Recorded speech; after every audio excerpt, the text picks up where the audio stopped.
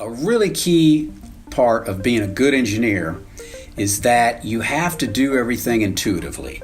You can't just follow a list of things to do as an engineer. You can't memorize and say, step one, do this, step two, do this, step three. I think it's important for intellectual health to maintain just some flexibility in your thinking, some strength in your thinking, some confidence in what you're doing, and be able to take in a lot of different information that's non-technical. Most engineering designs fail not for technical reasons, it's for human reasons. It's the user didn't want it, or they didn't know how to use it, or they were like, that thing is ugly, or something like that. And use your own experiences. Now, you can't just limit it to that. So you need to think about this in terms of not just as an engineer or a technologist or a mathematician or whatever, but you need to think beyond that. And if you haven't developed yourself beyond that, you're not going to do a very good job of seeing the world as your client would or your customer would. I used to teach the way I was taught. And so one day, several years ago, I was at my daughter's gymnastics class.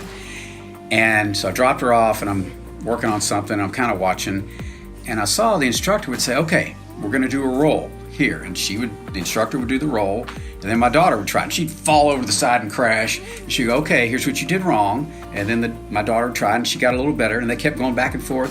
And it occurred to me, why do we not teach engineering that way? We don't let the students fail. So one of the things I'll do is I try to get them out of this passive learning where they just sit there and listen to the professor and write it down or whatever.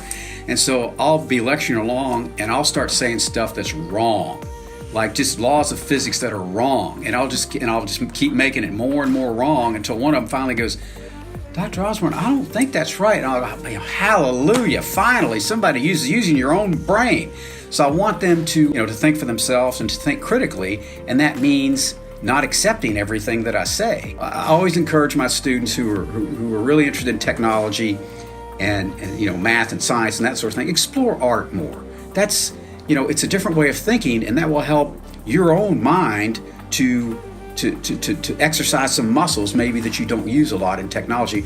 Art is how human beings work. That's what it gives you an emotional connection to some human thought or behavior. You are around the best and brightest of your generation.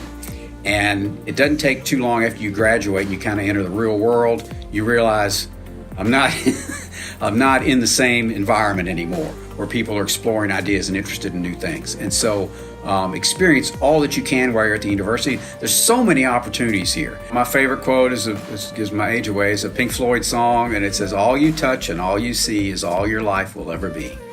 And so that means you've got to get input.